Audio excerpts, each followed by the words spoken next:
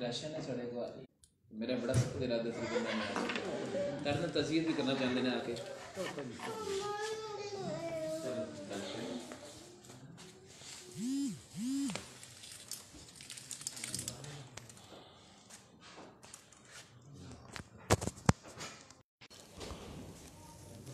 تیرا شکر ہے.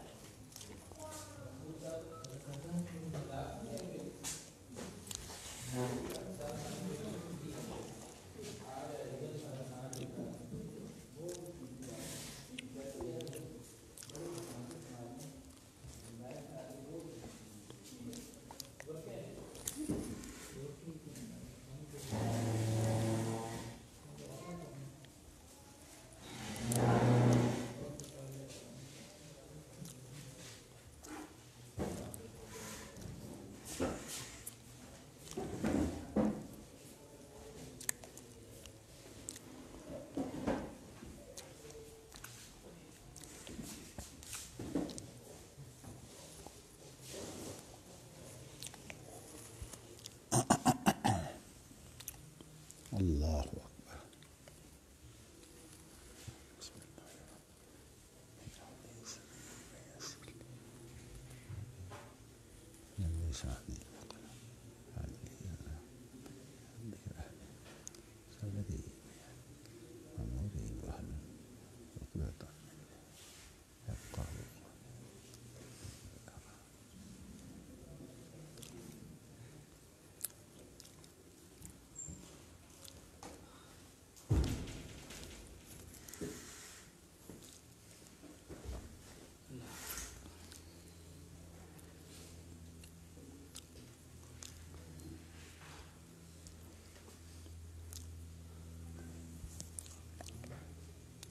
علم کی روح سے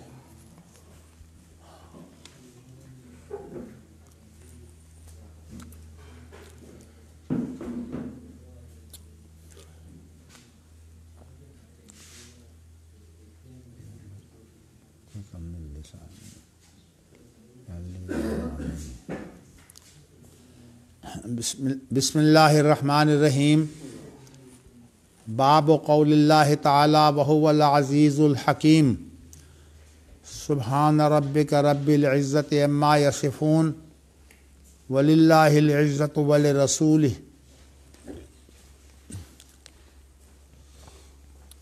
ومن حلف بعزت اللہ وصفاتہ.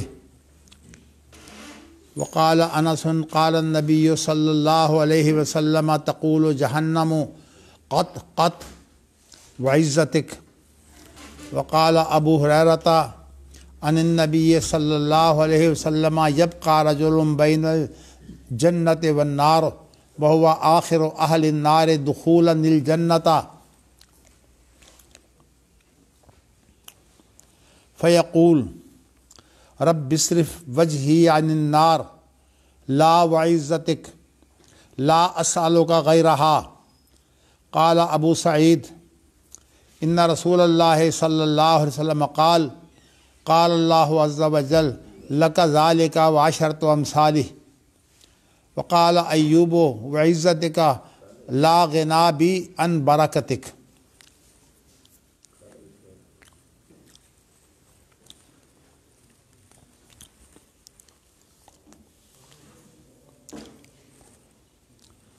اللہ اکبر.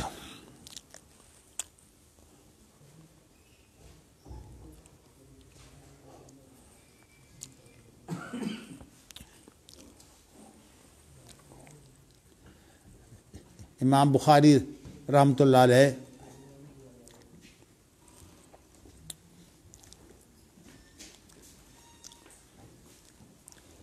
سلف کی نمائندگی کرتے ہوئے اللہ تعالیٰ کی صفات کے بارے میں گفتگو کر رہے ہیں. اس سے پہلے امام بخاری بہت سی صفات کے بارے میں جو ہے قرآن اور حدیث سے جو ہے وضاحتیں کر چکے. اللہ رحمان جو صرف اللہ کے لیے جو ہیں وہ استعمال ہوتے ہیں، کسی اور پر ان کا اطلاق غلط ہے. اسی طرح رزاق ذوالقوہ المتین، یہ جو اللہ تعالیٰ کے نام ہیں وصفی نام، ان کا بھی ذکر ہو چکا۔ اس کے بعد پھر اللہ تعالیٰ نے جو ہے وہ علم کا ذکر کیا ہے، اور خاص طور پر علم غیب کا ذکر کیا ہے۔ اس کے اندر امام بخاری نے جو ہے وہ بہت بڑا ناوی ہے، جو ہماری ناو کے اندر تو اس کا نام فرا ہے، لیکن اس کا نام امام بخاری نے یہاں ذکر کیا ہے یحییٰ۔ اس کا نام جو ہے وہ یحییٰ ہے، اس کا باپ جو ہے وہ زیاد ہے، اور یہ فرا کے نام سے بہت معروف۔ تو امام بخاری جو ہے وہ جو مختلف فنون کے امام ہیں، ان اماموں کے حوالے سے جو ہے وہ ان کے معنی بیان کرتے ہیں۔ اور امام بخاری نے الظاہر والباطن کا جو اللہ تعالیٰ کے دو اوصاف ہیں، ان کے بارے میں جو ہے وہ فرا کی جو تشریح تھی وہ علم سے تھی۔ ویسے تو میں آپ کو بتا چکا ہوں کہ بڑے بڑے امام بھی ہوں تو ان کے اندر وہ جامعیت نہیں ہوتی جو نبی اکرم صلی اللہ علیہ وسلم کی بات میں جامعیت ہوتی ہے۔ تو اس لیے وہ جو پہلو پیش کرتے ہیں اس پہلو کی تو اہمیت ہوتی ہے۔ اب فرا نے جو پہلو پیش کیا ہے وہ یہ پیش کیا ہے کہ ظاہر سے مراد جو ظاہری چیزیں ہیں، اور باطن سے مراد یہ ہے کہ جو چھپی ہوئی چیزیں ہیں۔ اور ایک حدیث جو ہے وہ اس کی تشریح کرتی ہے کہ ظاہر کا معنی یہ ہے کہ لیس فوق کا شیء، اور باطن سے مراد یہ لیس دون کا شیء۔ لیس فوق کا شیء کا معنی تو اس سے اوپر کوئی نہیں، تو سب سے اوپر ہے۔ اور لیس دون کا شیء جو ہے وہ یہ ہے کہ اگر نیچے چلے جائے تو سب سے نیچے بھی تو ہے۔ اور جہاں مراد جو ہے وہ لیسا دونا کا شیء میں اللہ کی ذات اگر آپ مراد لیں تو یہ اس کی ایک اچھی تعبیر نہیں ہے، یعنی انداز یہ اچھا نہیں ہے، اس لیے کہ ہر وہ خوبی وللہ المثل الاعلیٰ، اللہ کے لیے کوئی بھی مثال ہوتی ہے تو وہ اعلیٰ قسم کی ہوتی ہے۔ تو اس لیے جو لیسا دونا کا شیء کا معنی تو صرف یہ کہ اللہ تعالیٰ جو ہے وہ علم کے اعتبار سے، اپنی قدرت کے اعتبار سے جو ہے وہ اللہ تعالیٰ جو ہے وہ کہاں کہاں محیط ہے، یعنی اللہ نے تمام کا گھیراؤ جو ہے وہ کیا ہوا ہے۔ تو اس لیے فرا نے چونکہ علم سے اس کی وضاحت کی ہے، علم جو ہے یہ فرا کی کلام میں جو ہے وہ تمیز ہے کہ اس پہلو سے جو ہے وہ اللہ تعالیٰ ظاہر ہیں، اور فرا نے مراد اس سے علم لیا ہے۔ اور اسی طرح جو ہے وہ لیسا دونا کا شیء جو ہے اس سے مراد بھی اللہ کا علم ہے، لیکن یہ صرف علم نہیں ہے، یہ ایک پہلو ہے۔ ویسے تو اللہ تعالیٰ کی جو قوت ہے اور اللہ تعالیٰ کی کار فرمائی جو ہے وہ اسی طرح جو ہے بہت گہری ہے۔ اور اللہ تعالیٰ نے بھی قرآن مجید کے اندر جو انداز اختیار کیا ہے وہ اللہ تعالیٰ کو حق ہے اتنی بڑی شخصیت کو کہ وہ اپنی تعریف خود کرے، کسی اور کو جو ہے وہ اپنی تعریف جو ہے وہ اچھی نہیں ہوتی، لیکن اللہ اپنی تعریف کرے۔ اسی طرح جو ہے وہ کچھ چیزیں ایسی ہیں جو اللہ کے لیے تو قابل تعریف ہیں، دوسروں کے لیے قابل مذمت ہے۔ اسی لیے میں نے بعض تو شہود والے جو ہیں تخلقوا باخلاق اللہ، وہ جو بات کرتے ہیں وہ غلط ہے۔ تو متکبر، السلام المومن وہاں جو ہے وہ اس آیت میں لفظ متکبر بھی آیا ہے۔ تو اللہ تعالیٰ جو ہے جو کبریائی ہے وہ اللہ تعالیٰ کی چادر ہے، اور اسی کے ساتھ ایک لفظ ہے عزیز۔ تو یہ جو عزت ہے یہ اللہ تعالیٰ کا جو ہے وہ تہ بند ہے، اظہار، یعنی حدیث کے اندر الفاظ یہی ہیں۔ تو اس لیے جس شخص نے جو ہے وہ تکبر کیا اس نے اللہ کی چادر کو جو ہے وہ ہاتھ مارا، اور جس شخص نے جو ہے وہ اس طرح جو ہے وہ عزت کا جو مسئلہ اس نے پیدا کیا تو اس نے جو ہے وہ اللہ تعالیٰ کے تہ بند کو ہاتھ مارا۔ تو یہ اصل میں مختلف پہلو ہیں اور میں یہ آپ کو بیان کر چکا ہوں کہ اللہ تعالیٰ کے پہلو جو ہے قرآن حدیث کے اندر بھی بیان ہوتے رہتے ہیں، لیکن ایک بات میں نے آپ کو یہ بتائی ہے کہ اللہ تعالیٰ کی جو کلام ہے اس کی جو تشریح کے اندر جامعیت ہے نا، وہ کسی اور کلام میں نہیں ہو سکتی. اس لیے اس کا کوئی ترجمہ کرے، کوئی اس کی تفسیر کرے، کوئی اس کی تشریح کرے، وہ ہمیشہ جو ہے وہ ایک پہلو ہوگا. تو ابن تیمیہ کی میں نے آپ کو مثال بھی دی تھی کہ جیسے ابن تیمیہ کہتے ہیں نا کہ ایک بلڈنگ کو چار طرف سے دیکھے تو چار طرف سے ہوتی تو مختلف ہے لیکن ہوتی ایک ہی بلڈنگ ہے، لیکن اس کے پہلو مختلف ہوتے ہیں. اسی طرح جو تشریح ہوتی ہے اس کے اندر پہلو مختلف ہوتے ہیں، اور یہ کہ مراد اللہ کی ذات ہی ہوتی ہے. یعنی اللہ کی ذات کے مختلف پہلو ہیں، اللہ کی ذات کے اوصاف ہیں، اور اللہ کے اوصاف جو ہیں وہ 99 تو معروف ہیں جو ایک ترمذی کی حدیث کے اندر جو ہے وہ جن کا ذکر بھی آیا ہے، لیکن چونکہ امام بخاری کے نزدیک وہ حدیث اس میں یار کی نہیں ہے اس لیے امام بخاری نہیں لائے. لیکن ویسے امام بخاری نے عنوان باندھ دیے ہے، بعد میں عنوان آ رہا ہے کہ اللہ تعالیٰ کے ایک کم 100 نام ہیں. تو امام بخاری جو ہے وہ بہت سی چیزیں جو تشریح کی قسم کی ہوتی ہیں اور حدیثیں ان کی اس معیار کی نہیں ہوتی، پھر امام بخاری جو ہے ان کا باب باندھ دیتے ہیں، یہ ترجمۃ الباب میں لے آتے ہیں. تو یہ میں نے جو ہے وہ آج انشاءاللہ تعالی ہم جو ہے وہ عزت کی گفتگو کریں گے، لیکن میں نے آپ کو یہ بتایا ہے کہ جو یحییٰ بن زیاد الفراء نبی ہے، گرامر کے اندر حق ہے کہ ایک ناوی کی بات جو ہے وہ لے کے آئیں. ویسے مسلمان جو ہے وہ ناوی ہے، لیکن اگر یہ مسلمان نہ بھی ہو تو مثال کے طور پر اب ہم قرآن مجید کی کوئی تشریح کرتے ہوئے یا حدیث کی تشریح کرتے ہوئے اگر جاہلی شعراء جو ہے امرؤ القیس ہو گیا یا اور ہو گیا، اگر ان کی ہم بات لیں گے تو وہ حجت ہوگی. اس لیے کہ ہر معاملے میں جو ہے وہ کسی نہ کسی کا کوئی ایک معیار ہوتا ہے. تو لیکن اس کے لیے ایک چیز جو آپ کو یہ بھی بتا دیتا ہوں کہ عربی زبان جو ہے وہ جب تک غیر جو ہے وہ حکومتوں میں شامل نہیں ہوئے اور خالص جو ہے وہ قریش کی اور عربوں کی حکومت رہی ہے، اس وقت تک جو عربی زبان تھی نا اس کے اندر ایسی صورتیں پیدا نہیں ہوئیں کہ وہ جو ہے وہ یعنی تشریح، یوں بھی کہا جاتا ہے کہ بنو امیہ کے دور تک کی جو عربی ہے نا وہ ہمارے لیے جو ہے قرآن حدیث کے اندر تشریح کا کام کرتی ہے. اس کے بعد کی جو عربی ہے وہ چونکہ اس میں عرب کے باہر کے لوگ جو ہے وہ میدان میں آ گئے تھے، وہ ہمارے لیے حجت نہیں ہے. مثال کے طور پر متنبی جو ہے وہ ہمارے لیے حجت نہیں ہے، حالانکہ بہت بڑا وہ ادیب ہے، وہ ہمارے لیے حجت نہیں ہے. لیکن بنو امیہ کا دور میں نے تقریباً آپ کو بتایا. ویسے بھی تو یہ دور جو تھا نا چونکہ اس میں خالص عرب لوگ تھے بنو امیہ کے، ہم فوراً جو ہے وہ جھگڑوں کی طرف چلے جاتے ہیں.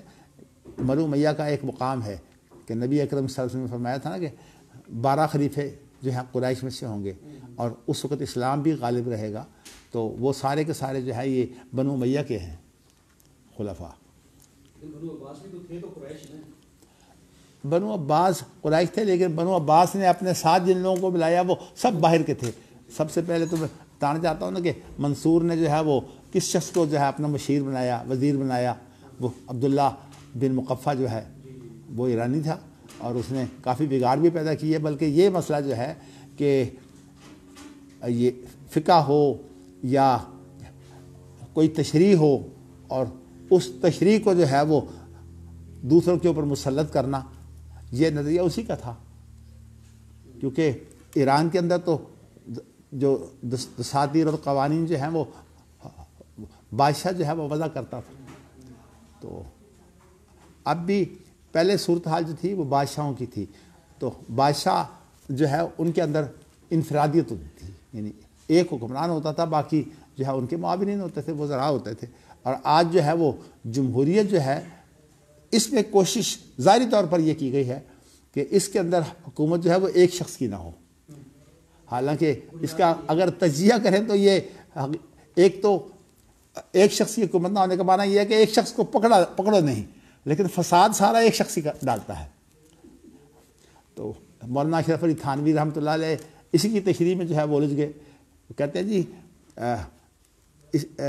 جو آج کل جو ہے وہ عورت سربراہ مملکت ہو سکتی ہے، کیونکہ جمہوریت ہے. جمہوریت کے اندر ایک ہی حکومت نہیں ہوتی، حالانکہ جمہوریت کے اندر جتنا فساد ہے نا ایک کا، وہ بہت بڑا ہوتا ہے.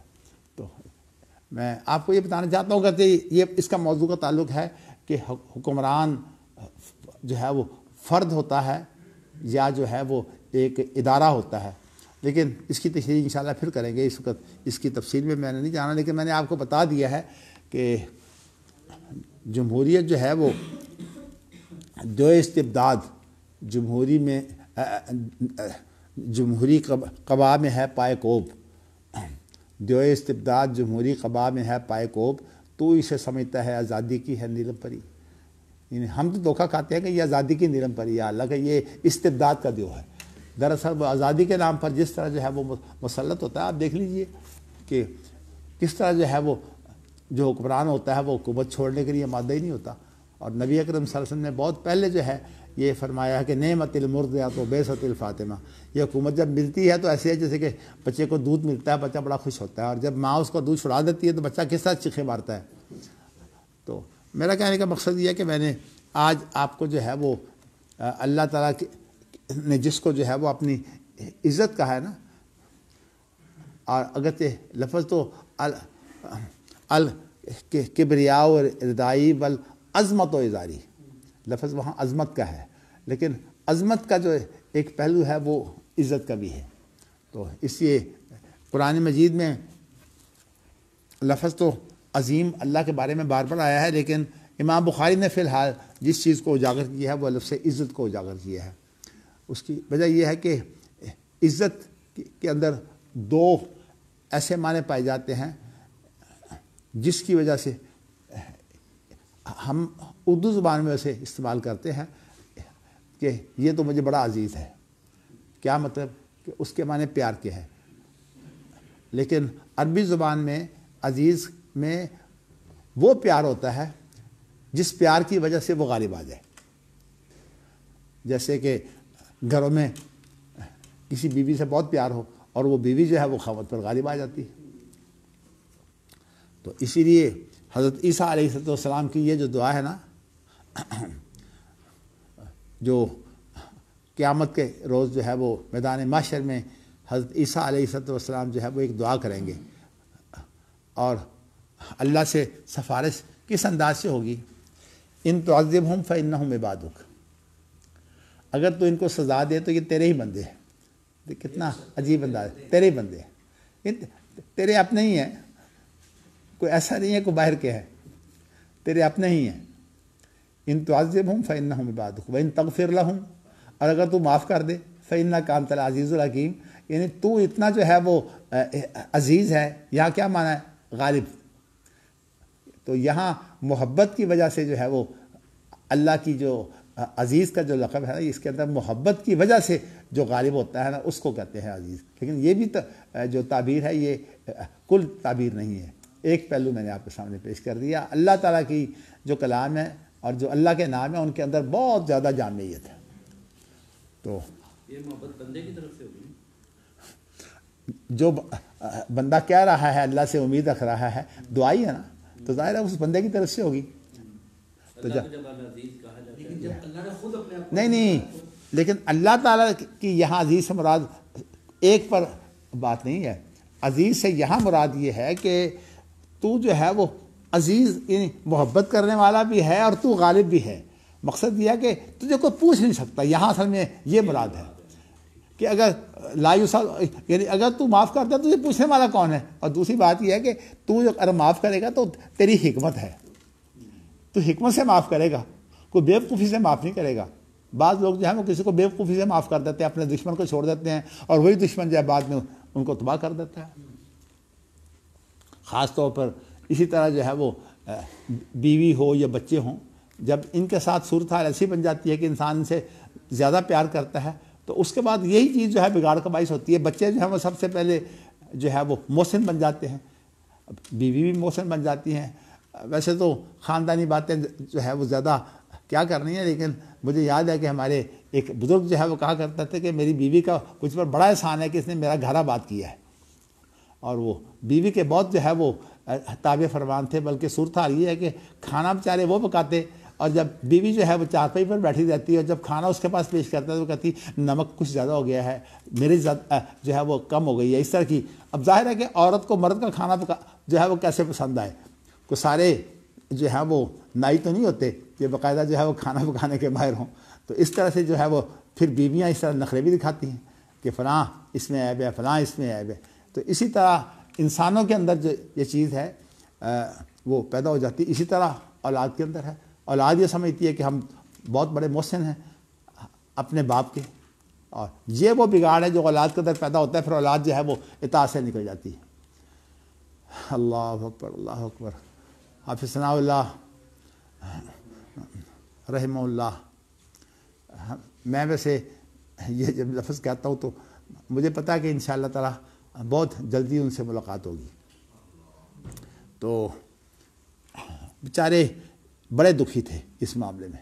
بڑی کوشش انہوں نے یہ کی کہ میری اولاد جو ہے وہ کسی طرح میرے مشن کی حامل ہو جائے. انہوں نے آخر وقت تک جب تک انہیں طاقت تھی وہ انہوں نے چھوڑ دیا کہ میں اپنے بچوں کو پڑھانا چاہتا ہوں. اب دیکھیے ان کی اولاد میں کوئی بھی ایسا نہیں ہے جو ان کے مشن پر ہو، سوائے اس کے کہ ایک ان کا بیٹا ہے، وہ بیچارہ خود تو اتنا تیز ترار نہیں ہے تو، لیکن اس کی ماشاءاللہ اولاد جو ہے وہ اب دین پڑھ رہی ہے. دیکھیے یہ بڑی، مجھے بالکل وہ واقعہ یاد آتا ہے کہ ہمارے تایا جو عبد الواحد تھے وہ بالکل ان پڑھ تھے تو، لیکن پرہیزگار بہت تھے. سارے خاندان کے اندر جو بہت زیادہ مقام کے حامل یا عزت جن کو ملی ہوئی تھی، یہ بیچارے جو ہے یہ کرتے تھے کھیتی باڑی کا کام. ہماری زمینیں یہی سنبھالتے تھے خاندان کی. تو اس اعتبار سے ان کو کم تر سمجھا جاتا تھا. لیکن انہوں نے دیکھو ایک کام کیا کہ ان کا بیٹا جو ہے وہ اللہ کے پاس چلا گیا تو انہوں نے اپنے پوتوں کو جو ہے وہ دین پڑھایا. اور کس طرح جو ہے اپنے پوتوں کو دین پڑھانے کے لیے ان کے دو بیٹے تھے. ایک بڑا بیٹا تھا، ان کا نام حافظ عبداللہ تھا، دوسرا عبد الجبار. حافظ عبداللہ تو قرآن کے حافظ تھے، عبد الجبار ویسے بہت پرہیزگار تھے لیکن وہ بھی پڑھے لکھے نہیں تھے. بس اللہ کی قدرت زمینوں کے معاملے میں جو ہے وہ شہید ہو گئے. تو اس کے بعد پھر ان کے جو بچے تھے نا وہ انہوں نے ان کو دین پڑھانے کے لیے بڑی محنت کی. بلکہ یہ جو عبد الوہاب ہے ان کو تو جو اس کی ماں تھی نا وہ میرے پاس لے کر آئی، کہا کہ یہ مجھ سے نہیں سنبھالا جاتا، اسے آپ کاش اس کو سنبھالیں اور اس کو پڑھا بھی دیں. تو اللہ کا شکر ہے کہ شروع سے لے کر آخر تک جو ہے وہ ہم ہی سے پڑھا. اس کے بعد پھر یہ ہے کہ میں نے اپنے درسگاہ میں استاد بھی رکھ لیا اور حسن حسین وغیرہ سارے عبد الوہاب کے شاگرد ہیں. لیکن اب لوگوں میں ایک چیز یہ پیدا ہو گئی ہے کہ جس سے پڑھو تھا جی اس سے انکار کرو، اس کی جو ہے وہ اہمیت تسلیم نہ کرو. چلیے ہم نے کون سا دنیا کے لیے پڑھایا ہے، ہمیں اللہ عزت دینے والا ہے. تو کہنے کا مقصد یہ ہے کہ ان بیچاروں نے کوشش کی. اب یہ جو کچھ بھی ہے بھارت علماء میں سے شمار تو ہوتے ہیں نا، عبد الغفار بھی، عبد الوہاب بھی. تو ان کا ایک بڑا بھائی جو ہے وہ عبد الرزاق ہے، وہ زمینیں سنبھالتا رہا، اس لیے وہ عالم بھی بن سکا. لیکن یہ ویسے اپنی جو ہے وہ دور دور تک اپنے تعلقات کے لیے بہت محنت کر رہے ہیں. اچھی بات ہے، اللہ ان کو حق دے، لیکن دنیا کے لیے نہیں. اللہ تعالیٰ انہیں جو ہے وہ نیکی دے جو ان کے دادا میں پائی جاتی تھی. ہمارے والد کہا کرتے تھے کہ عبد الواحد جو ہیں یہ عالم تو نہیں ہے، لیکن بعض دفعہ کوئی ایسی بات کرتے ہیں کہ بڑی حیرانگی ہوتی ہے. یہ وہی بات ہے جو میں نے آپ او علمتہ احدا من خلقک، کہ بعض دفعہ انسان کے اندر ایسی کیفیت ہوتی ہے نیکی کی وجہ سے کہ ان کیفیتوں کو جو ہے وہ بیان کرتے کرتے تو اللہ کو تو پیار کی حالت میں انسان کی جو بھی بات ہو اللہ کو پسند ہوتی ہے. اس اعتبار سے یہ میں نے آپ کو یہ بتایا تھا کہ 99 نام تو معروف ہیں ویسے، لیکن اس میں جو ہے وہ یہ نہیں ہے کہ کل 99 نام ہی ہیں، بلکہ اس کے علاوہ بھی بہت سے نام ہیں. تو اسی حدیث کے حوالے سے میں نے آپ کو جو ہے وہ اس کی تشریح بھی کی تھی. تو چلیے آج اللہ تعالیٰ کا یہ فرمان جو ہے کہ وَهُوَ الْعَزِيزُ الْحَكِيمُ، یہ حدیث علیہ السلام کی گفتگو جو ہے اس کے حوالے سے. وہاں تو خیر اور لفظ ہے کہ وَإِن تَغْفِرْ لَهُمْ فَإِنَّكَ أَنْتَ الْعَزِيزُ الْحَكِيمُ. تو ویسے قرآن مجید کے اندر جہاں اللہ تعالیٰ کے اوصاف آئے ہیں تو یہی جو عالم الغیب کیسے لفظ ہے جی؟ ان اللہ عالم نہیں، یہی جو 28ویں پارے میں حشر کی جو آیت ہے،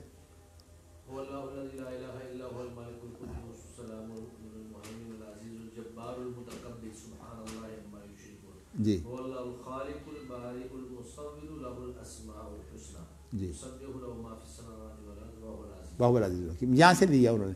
اصل میں امام بخاری ظاہر ہے کہ یہاں قرآن مجید کی تفسیر تو نہیں کر رہے، اس لیے قرآن مجید کا جب ایک حصہ جو ہے ان کے سامنے ہوتا ہے تو اس کا سیاق و سباق بھی سارا اس کے ساتھ شامل ہوتا ہے۔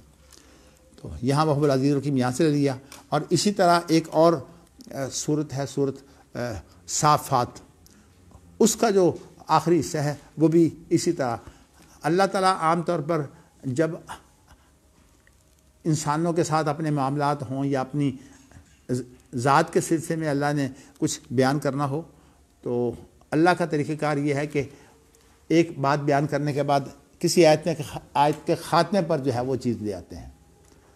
تو آیت کا خاتمہ جو ہوتا ہے وہ حقیقت میں اس کی تشریح ہوتا ہے جو اس سے پہلے جو بات بیان کی ہے، بلکہ تشریح اس طرح کی ہوتا ہے کہ اس کے اندر سے آپ وہ مفہوم لیں گے کہ پہلی گفتگو جو ہے وہ اس اعتبار سے ہو رہی ہے۔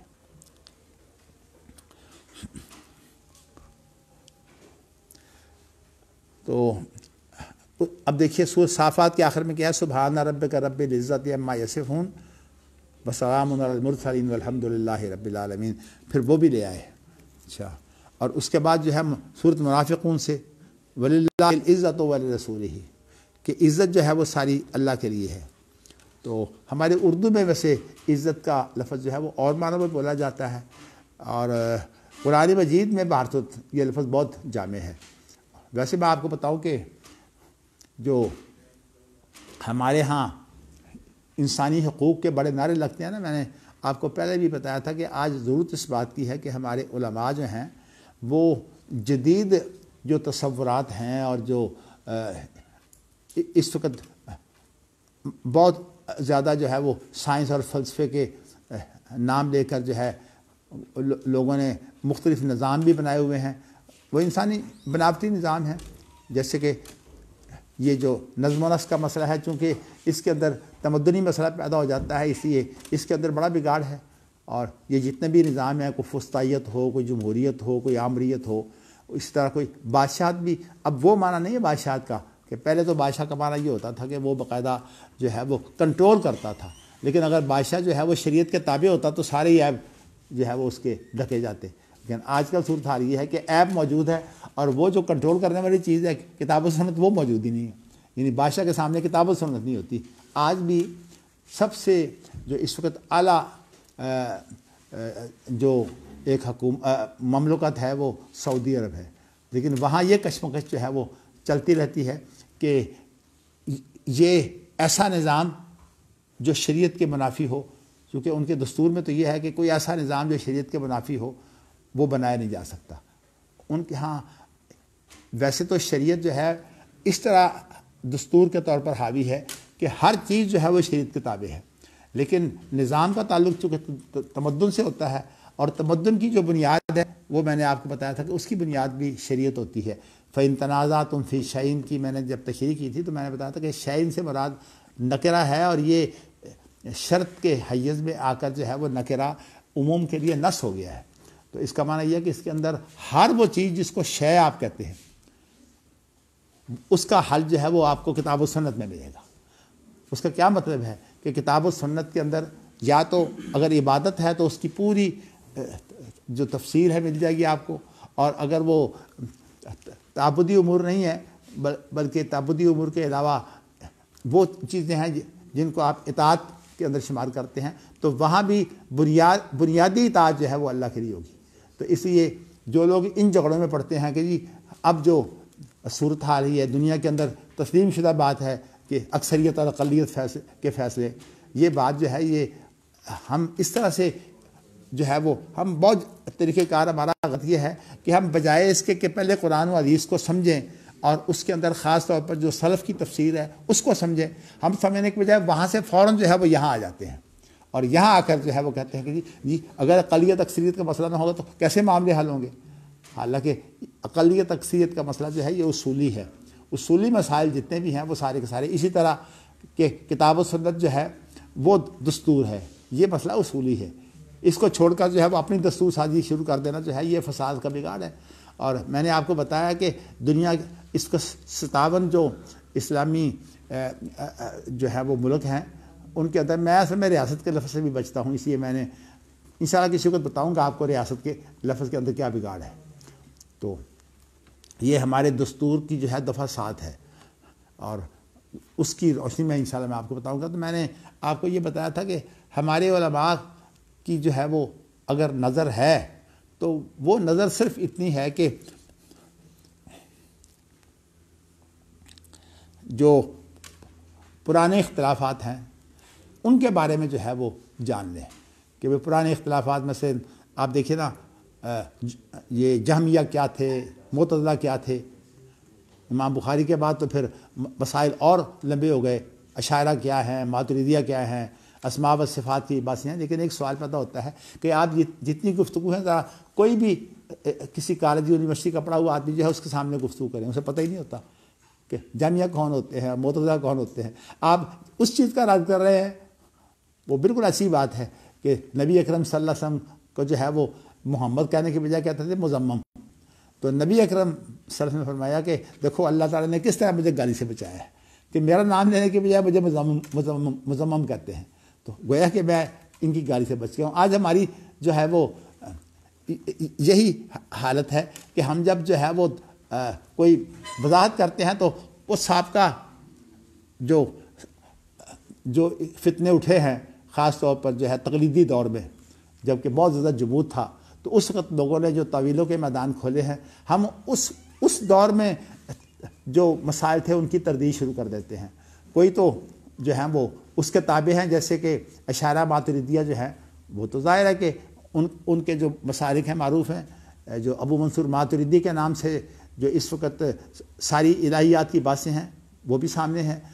ان کی کیا مراد ہے. جو اسی طرح ابو الحسن اشعری کے نام پر.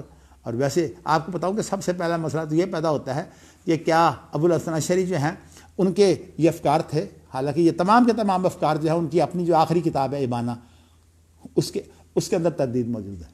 اسی طرح امام ابو حنیفہ کو جو ہے وہ خام طور پر لوگ جو ہے وہ مفوضہ بنانے کی کوشش کرتے ہیں. آج بھی ہمارے دیوبندی حضرات کو جو ہے وہ یہی دورہ پڑتا ہے کہ امام ابو حنیفہ مفوضہ تھے. امام ابو حنیفہ کو چھوڑ کر سارے اماموں کو جو ہے وہ جو 4 امام ہیں خاص طور پر ان کو جو ہے وہ مفوضہ بنا دیتے ہیں. تو اسی لیے محدث میں مضمون شائع ہوا تھا کہ وہ مفوضہ نہیں تھے، وہ سلفی تھے. سلفی سے مراد یہ کہ جو سلف کا جو طور طریقہ تھا نا الہیات کے بارے میں وہ اپناتے تھے. وہ تو کہنے کا میرا مقصد یہ ہے کہ آج اس بات کی بڑی ضرورت ہے کہ ہم جو ہے وہ سلف کی تعبیر سے بھی واقف ہوں اور ان کے اصولوں سے بھی واقف ہوں اور قرآن و حدیث کی جو اصولی ہدایات ہیں ہم ان سے واقف ہوں اور ان ہدایات کی روشنی میں جو ہے آج کے جدید فتنے ہیں ان کا رد کریں. ورنہ صورتحال بالکل وہی رہے گی کہ ہم تو رد کرتے رہیں گے.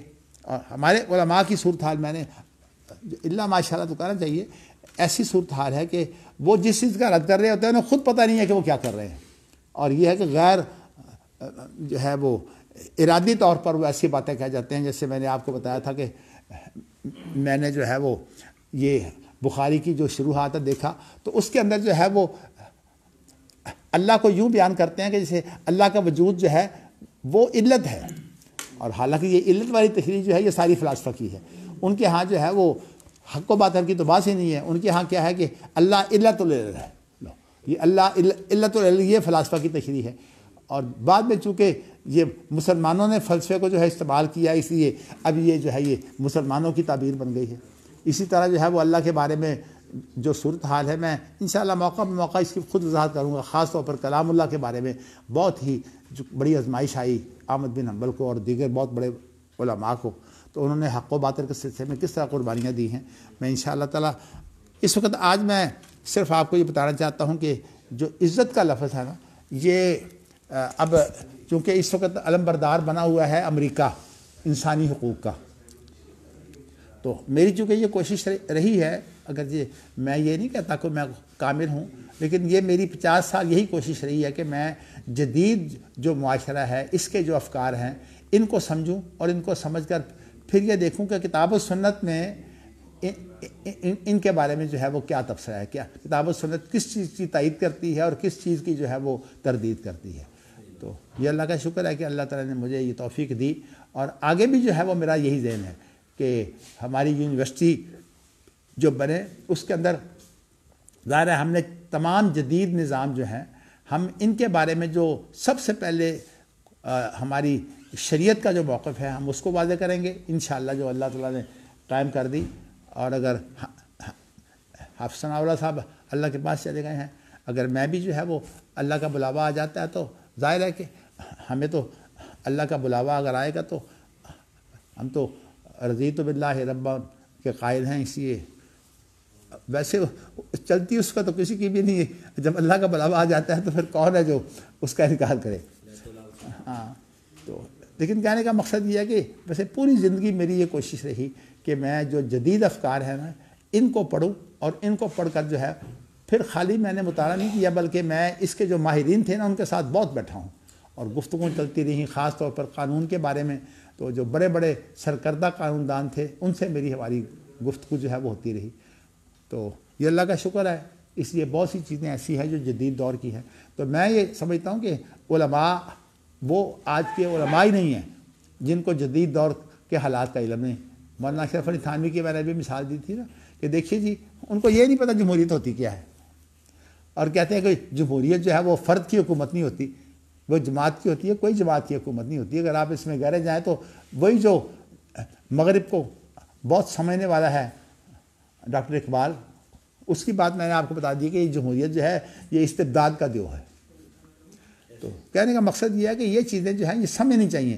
اسی طرح جو ہے وہ کون سی چیز جو ہے وہ حرام ہے، کون سی چیز جو ہے وہ سود ہے، کون سی چیز جو ہے وہ رشوت ہے، اور کون سا جو کام ہے وہ جائز ہے۔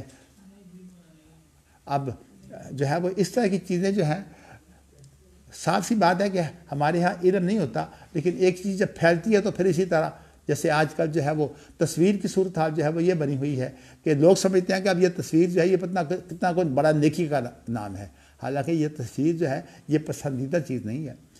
ہماری اس وقت مجبوری جو ہے وہ صرف اتنی ہے کہ اس وقت جو جدید ٹیکنالوجی ہے نا اس کے اندر یہ جو انفارمیشن ٹیکنالوجی ہے اس کے اندر سارا کام جو ہے وہ تصویر کے ذریعہ سے جو ہے وہ ہو رہا ہے، اور اس لیے ہماری مجبوری یہ ہے کہ ہم اس کو استعمال کیے بغیر جو ہے وہ آگے نہیں بڑھ سکتے۔ یہ بالکل ایسی بات ہے جیسے کہ ہم نے اگر کام کرنے ہوں تو آج ہم یہ تو نہیں ہمارے لیے کافی ہوگا کہ ہم جو ہے وہ اونٹوں پر جو ہے وہ سفر کریں اور تیر کمان لے کر جو ہے وہ جنگیں لڑیں۔ ظاہر ہے کہ اس کے اندر جو تمدنی ترقی آ چکی ہے اس میں تیز رفتار جو چیزیں ہیں، حتیٰ کہ اگر ہمیں جو ہے وہ ایسی ٹیکنالوجی کے اندر میزائل، اب کتنی صورتحال ہے ہمارے نزدیک تو بہت بڑی ہے، لیکن اس وقت یہ عام چیز ہے۔ یہ جو ڈرون میزائل ہیں، ڈرون جو حملے ہوتے ہیں اس کے اندر کیا ہوتا ہے، میزائل ہوتا ہے اور اس کا اصل جو بنیاد ہے وہ ایک چھوٹی سی چپ ہوتی ہے، بس کہیں کسی شخص نے وہ چپ رکھ دی اس کے بعد اس نے وہاں جا کر پھٹنا ہے، اور جب وہاں پھٹے گا تو وہاں تباہی مچا دیتے ہیں۔ تو کہنے کا مقصد یہ ہے کہ اور یہ جو ہمارے ہاں طالبان کا مسئلہ بنا تھا نا کہ وہ مخالفت کرتے تھے یہ قطرے پلانے کی، اس کے پیچھے اصل میں بنیاد یہ نہیں تھی کہ وہ قطروں کے مخالف تھے، اصل بنیاد یہ تھی کہ انہیں پتہ تھا کہ قطروں کے بہانے جو ہے یہ ہر خاندان اور ہر فرد کو جو ہے وہ جانتے ہیں یہ کس کے بچے ہیں۔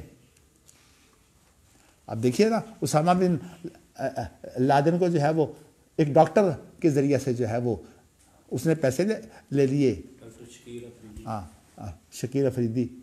اب پاکستان نے تو خیر اس کو جیل میں ڈالا ہوا ہے، لیکن ویسے اس کو جو ہے وہ کروڑوں، ہاں جی ہاں اس کو عالمی حمایت حاصل ہے، اس لیے کہ امریکہ نے یہ کام کیا ہے اس کے ذریعے سے، اور وہ امریکہ کا چمچہ بن کر جو ہے اس نے پیسے لے لیے، اور چونکہ اسامہ بن لادن کا ڈائلسس ہوتا تھا تو اس لیے ایک مریض جو ڈائلسس کا ہے وہ تو ڈاکٹر کا محتاج ہوتا ہے، اسی کے ذریعے سے سارا کچھ۔ اور اسی طرح جتنے جو باہر کی دنیا کے لوگ جو آزاد علاقوں میں آئے ہوئے تھے ان کے بچوں کے ذریعے سے انہیں پہچان کر جو ہے وہ مارا گیا۔ چلیے جی، میں صرف اتنا بیان کر رہا تھا کہ آج کے علماء کا یہ جو ہے وہ بہت بڑی ذمہ داری ہے کہ وہ جدید مسائل کو سمجھیں۔ ورنہ ایسی صورتحال پیدا ہو جاتی ہے کہ تعبیر، جیسے میں نے آپ کو بتایا، بڑا دکھ ہوا کہ مولوی وحید الزماں جو ہے وہ بھی، اور اسی طرح حافظ عبدالستار حماد، دونوں ہی جو ہیں وہ اس تعلیم میں پڑے ہوئے ہیں کہ اللہ کا وجود جو ہے وہ ایک وجہ ہے دوسروں کے وجود کی. بھئی اللہ وجہ بھی ہے لیکن اللہ خالق ہے ان چیزوں کا، کیونکہ فلسفہ کی روح سے جو ہے وہ خالق خلق کو نہیں جانتے، وہ تو صرف وجود کو علت بنا کر جو ہے اور اللہ کو علت العلل بنا کر جو ہے ان کی اپنی تعبیریں ہیں. چلیے جی، اب حدیث میں جو اس کی تائید آتی ہے وہ امام بخاری کی تو دلیل جو ہے وہ قرآن حدیث ہوتے ہیں، قرآن کی آیتیں انہوں نے بیان کر دی ہیں. اب آگے حدیث میں سب سے پہلے تو انس رضی اللہ تعالی عنہ کا ایک قول ہے وہ لائے ہیں، یہ موقوف ہوئی، موقوف حدیث بھی اسے کہہ سکتے ہیں، لیکن نہیں یہ معلق ہوگی، موقوف اس لیے نہیں کہ بعد میں وہ نبی اکرم صلی اللہ علیہ وسلم کے حوالے سے بات کر رہے ہیں، اس کو موقوف نہیں کہتے، یہ معلق ہے، یعنی اس کی سند جو ہے وہ بڑا حصہ چھوڑ دیا گیا ہے. انس بھی تو خود راوی ہیں، وہ بھی سند کا ایک حصہ ہے. تو اللہ کے رسول صلی اللہ علیہ وسلم نے فرمایا کہ جہنم جو ہے وہ یہ کہے گی قط قط قط، بس بس بس، یعنی اردو زبان میں و عزت کا، اللہ تیری عزت کی قسم. اس کے بارے میں جو ہے وہ آگے حدیث بھی آ رہی ہے، اس لیے یہ کب کہے گی وہ میں انشاءاللہ حدیث کا ترجمہ کرتے ہوئے جو ہے وہ آپ کو واضح کر دیتا ہوں. ابو ہریرہ رضی اللہ تعالیٰ عنہ کا اسی طرح کا قول ہے. یہ روایت بھی جو ہے وہ ظاہری طور پر تو یہ بھی معلق ہی ہے، ابو ہریرہ جو کہتے ہیں، اور وہ بھی نبی اکرم صلی اللہ علیہ وسلم سے بیان کرتے ہیں کہ یبقى رجل بین الجنت والنار. یہ اس کی بھی تفسیر ہے کہ بہت سے مسلمان جو ہیں وہ جہنم میں ڈال دیے جائیں گے. اور یہ جو پل صراط ہے، یہ بڑی خطرناک چیز یہی ہے کہ اس وقت جو ہے وہ جب پل صراط کے اوپر سے ہر شخص نے گزرنا ہے، وَإِن مِّنكُمْ إِلَّا وَارِدُهَا، ہر شخص نے اس کے اوپر سے گزر کے جانا ہے. یہاں ورود ہے، دخول نہیں ہے. تو جب یہ وارد ہوں گے اس پر، تو وارد ہو کر جب یہ گزریں گے تو اس وقت جو ہے وہ اپنی جو ہے وہ خلوص کے مطابق، اور اس کے اندر ایک بہت بڑا کردار جو ہے وہ رفائی کاموں کا ہے. یہ جو صدقہ خیرات ہے نا، یہ بہت کام آئے گا، اور خاص طور پر جو دوسرے انسانوں کے کام آنے والی بات ہے یہ وہاں کام آئے گی. تو اس لیے یہ جو ویلفیئر کا جو تصور ہے، میں نے آپ کو یہ بتانا ہے کہ یہ اسلامی تصور ہے. اسی طرح ابھی بات ہوئی تھی، میں بات سے پھر اکھڑ گیا، کہ انسانی حقوق کی جو بات ہے، انسانی حقوق کے اندر ہمارے ہاں اس طرح حق کا نعرہ تو نہیں ہے. اصل میں ہم تو ہماری اسلامی تعلیمات میں تو حقوق و فرائض ہیں، اور جو فرائض ہیں ان کی بنیاد پر حقوق جو ہیں وہ بنتے ہیں. پہلے فرائض ہیں، اس لیے کہ انسان مکلف ہے. نہیں، فرائض کی بنیاد پر حقوق. اچھا، اب اسی لیے جب میں نے جو ہے وہ آج سے کوئی 26 سال پہلے انسانی حقوق کے نام پر ایک ادارہ بنایا تھا، اسلامک ہیومن رائٹس فورم، تو اس کے اندر پھر ہم نے جو جگہ جگہ سے جلسے کیے تھے، گجرانوالہ میں، فیصل آباد میں، میرے ساتھ وکلاء بھی تھے، اور بعض جلسوں میں میرے ساتھ زاہد الراشدی بھی ہوتے تھے، گجرانوالہ میں خاص طور پر. تو اس طرح ہم نے وہاں یہ موقف پیش کیا تھا کہ اسلام کا جو حقوق و فرائض کا موقف ہے وہ بالکل اور ہے. تو میں وہ ایک بات ہے کہ ہمارے قرون وسطیٰ کے اندر انہوں نے جو ہے وہ یہ بتایا ہے کہ ہمارے 5 حق ہیں، اور ان 5 کے علاوہ بھی 5 حق کیا ہے کہ ہمیں دین کی حفاظت، پھر اس کے بعد جان کی حفاظت، پھر اس کے بعد جو ہے وہ عقل کی حفاظت، پھر اس کے بعد جو ہے نسل کی حفاظت، اور اس کے بعد جو ہے مال کی حفاظت. اس کو بولتے ہیں یعنی کلیات 5. لیکن ان کے اوپر اور بھی حقوق ہیں، لیکن بعض حقوق جو ہیں وہ انہی کی تشریح ہیں. اب جیسے جو ہے وہ یہ نسل کی جو حفاظت ہے اس کے بارے میں یہ کہا جاتا ہے کہ یہ جو زنا کی جو سزا ہے یہ نسل کی حفاظت کے لیے ہے، لیکن بعض لوگوں کی تعبیر جو ہے وہ قرآن حدیث کے مطابق یہ ہے کہ یہ اصل میں عزت کی حفاظت ہے، یہ صرف نسل کی حفاظت نہیں ہے بلکہ یہ عزت کی حفاظت ہے۔ اس لیے جب کسی عورت سے ہے وہ زبردستی بدکاری کی جاتی ہے تو وہاں مسئلہ اس کی عزت کا پیدا ہوتا ہے، عصمت کا مسئلہ پیدا ہوتا ہے۔ تو اسی لیے ہماری حدیث کے اندر 3 چیزیں بیان کی گئی ہیں، وہ کیا ہے کہ ہماری ذات، مال اور عزت۔ تو نبی اکرم صلی اللہ علیہ وسلم نے وہ جو حجۃ الوداع کے اندر آپ نے فرمایا تھا نا، وہ کیا؟ ہاں ہاں، تو دمہ کا معنی اس کی جان آ گئی اور اس کا مال آ گیا۔ عزت کے اندر ساری چیزیں آ گئی ہیں، یعنی دین بھی عزت کے اندر آ گیا ہے اور عقل کی حفاظت اور نسل کی حفاظت جو ہے وہ بھی عزت کے اندر آ گئی ہے۔ تو کہنے کا مقصد یہی اپنی تعبیریں ہیں، لیکن قرون وسطیٰ کے اندر جو ہے وہ خاص طور پر جنہوں نے جو ہے وہ مقاصد شریعت کے اوپر کتابیں لکھی ہیں، عز الدین عبدالسلام ہو گیا یا شاطبی ہو گیا، تو ان لوگوں نے جو ہے وہ کلیات خمسہ کی باتیں کی ہیں، اگرچہ بعد کے علماء نے پھر ان کے اوپر کئی اور چیزیں بھی اضافہ کی ہیں، لیکن میں آپ کو بتاؤں کہ وہ ساری انہی کی تشریح ہے، ورنہ ہمارے لیے 3 چیزیں یہی کافی ہیں، دمہ، مالہ، عزت، اس کے اندر سارے کچھ آ جاتا ہے۔ تو جی اب یہ جو دوسری معلق روایت ہے وہ یہ ہے کہ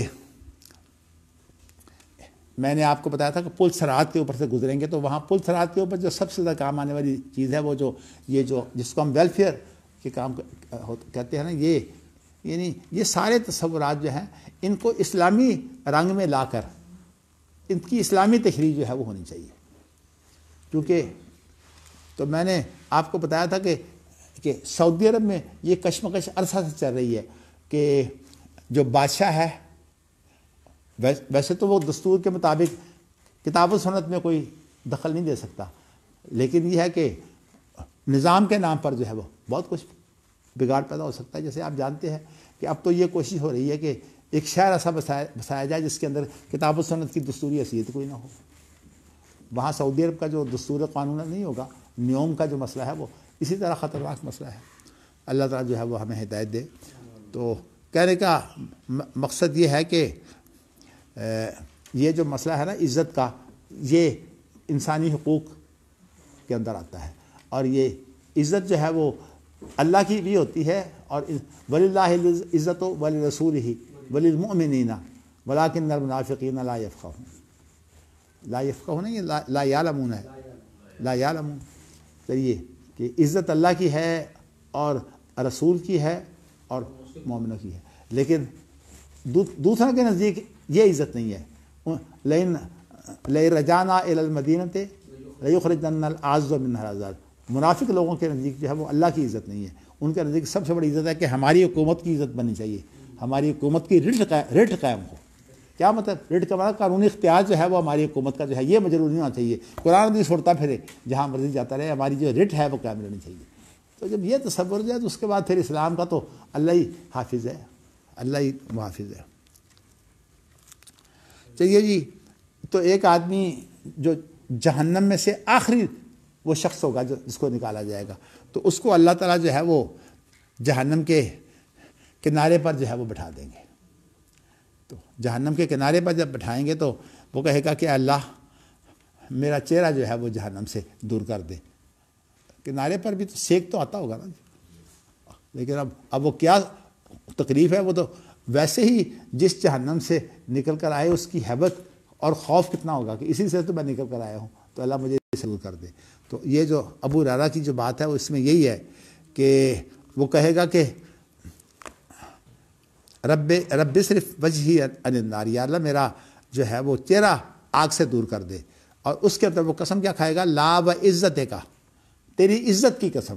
لا تو قسم کی تاکید کے لیے آتا ہے نا، تو لا اسالو کا غیرہا، تو مجھے بس اتنا کام کر دے، پھر میں اور کچھ نہیں مانگتا۔ لیکن انسان کا حال یہی ہے. اسی لیے جو ہے وہ بعض لوگ جو ہیں وہ مفاد کے لیے بڑی جلدی جو ہے وہ معافی مانگ لیتے ہیں، لیکن ان کا مقصد دھوکہ دینا ہوتا ہے. مقصد یہ ہوتا ہے کہ ابھی جو ہے وہ الجھے ہوئے ہو اس لیے معافی مانگ لو، پھر بعد میں جو ہے وہ تمہیں موقع ملے گا، پھر تم اسی طرح جو ہے وہ چڑھ جانا. اور یہ چیزیں جو ہیں یہ معاشرے میں اور گھروں میں بہت زیادہ جو ہے وہ کام آتی ہے. تو میں نے آپ کو یہ بتایا ہے کہ لا سالوں کو غیر رہا، میں اس کے علاوہ جو ہے وہ کچھ نہیں مانگتا. لیکن میں عام طور پر ایسے معاملات میں جو ہے وہ یہی کہا کرتا ہوں کہ انسانی مزاج ہے کہ قرآن مجید میں ہے کہ جب جہنم میں سے ڈالا جائے گا تو وہ کہے گا کہ اللہ بس ایک دفعہ تو نکال لے، اب جو ہے وہ میں تیری نافرمانی کبھی کروں گا ہی نہیں. اللہ کہتے ہیں کہ حالت اس کی یہ ہے کہ اس کو میں اب نکال دوں، دوبارہ پھر اس نے کام کرنا ہے اور آنا ہے. تو انسانی حالت دیکھیے، یہ یہاں انسانی مزاج. اب وہ شخص ہے جہنم سے تو اللہ نے نکال دیا ہے، اب اس کے بعد یہ کہہ رہا ہے کہ میں اس کے علاوہ کوئی سوال نہیں کروں گا، لیکن عملاً صورتحال کیا ہے کہ کسی بات پر قائم نہیں ہے.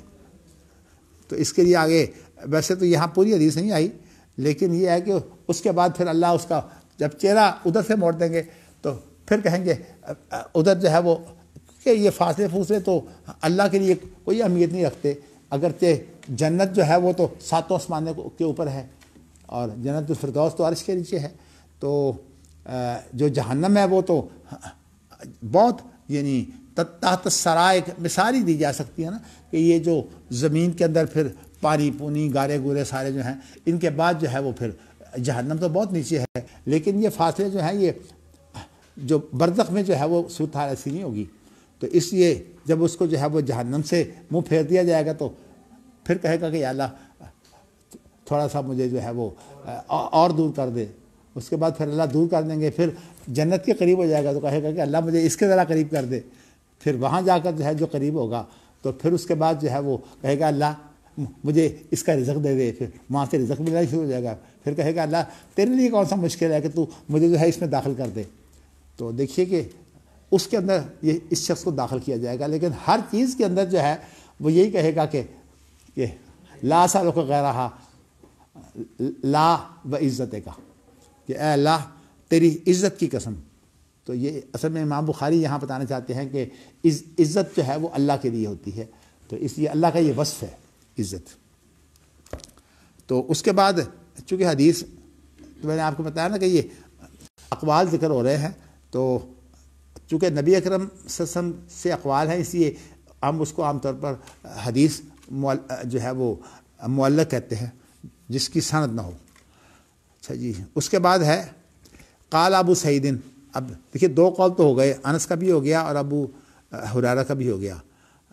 اب جو ہے وہ ابو سعید خدری کا قول آتا ہے اور وہ بھی اسی طرح معلق روایت ہے. نبی اکرم صلی اللہ علیہ وسلم کی مرفوع ویسے حدیث ہے. تو معلق تو اسے بولتے ہیں جس کی نیچے سے سند جو ہے وہ گری ہوئی ہو.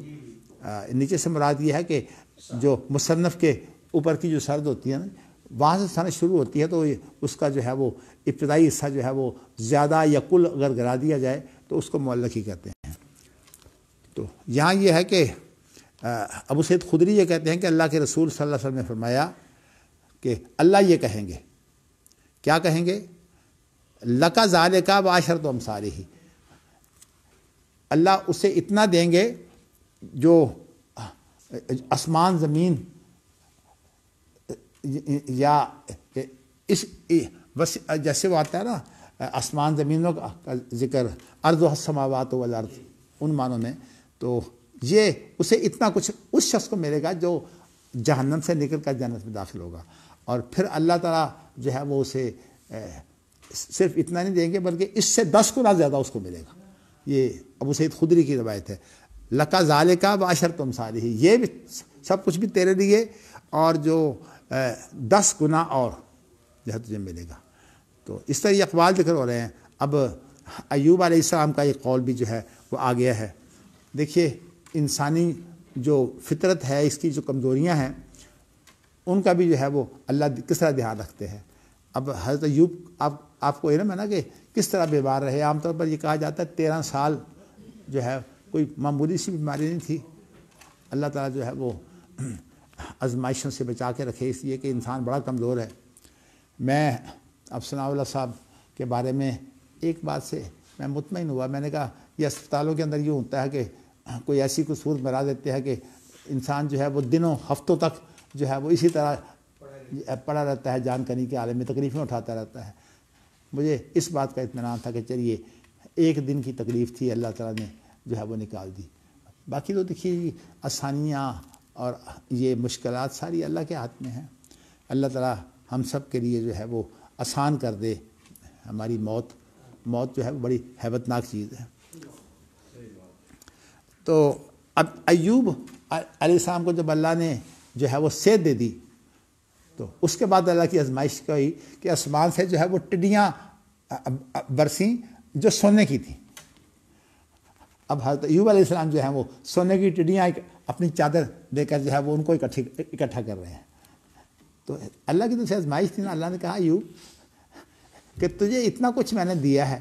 آپ کو پتا کہ ایوب علیہ السلام کو جب صحت ہوئی ہے تو تمام جو بیوی بچے اس کی تفصیل تو موجود نہیں ہے کہ وہ پہلی بیوی بچے ہی جو ہیں وہ آ گئے یا جو ہے وہ اللہ نے نہیں دے دیں. بات یہ موجود ہے کہ ان کو بیوی بچے اللہ نے پھر دے دیے تھے. سب نعمتیں دیں تو اللہ نے کہا کہ ایوب تجھے سب کچھ مل گیا ہے، بیماری بھی گئی اور یہ نعمتیں بھی ساری مل گئی، تو اب بھی جو ہے وہ اور مانگتا ہے. تو اب دیکھیے نا ایوب علیہ السلام کی نبی کی بات ہے نا. کہتے ہیں اللہ میں تیری رحمت سے تو جو ہے وہ کیا اس کو بولتے ہیں مستغنی نہیں ہوں کہ لیکن جو یہ بات کہی ہے وہ قسم کھائی ہے اللہ کی. وہ عزت کا اللہ تیری عزت کی قسم، لا غنا بھی ان برکت کا، تیری برکت سے میں مستغنی نہیں ہوں.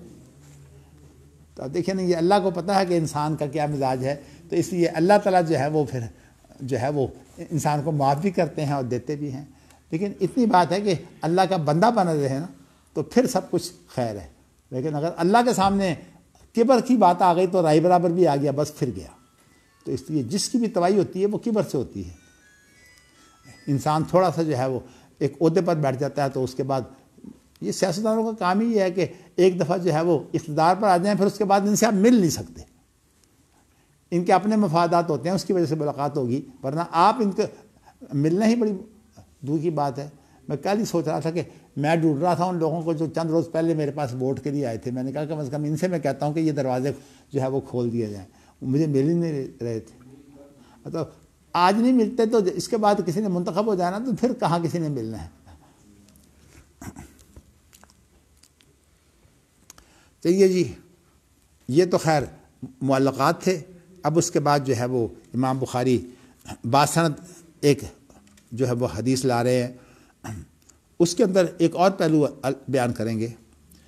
حدثنا ابو معمر حدثنا عبد الوارث حدثنا حسین المعلم حدثنی عبداللہ ابن بریدہ عن یحییٰ بن یا مرہ.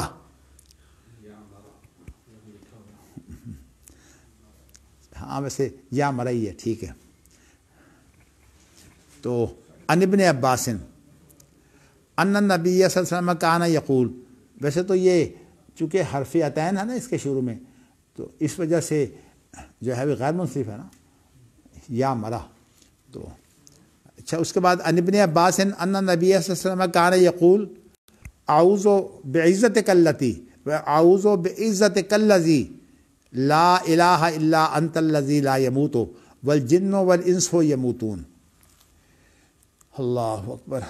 تو یہ باسند روایت جو ہے عبداللہ بن عباس سے ہے کہ نبی اکرم صلی اللہ علیہ وسلم نے فرمایا کہ اے اللہ تیری عزت کی قسم جی.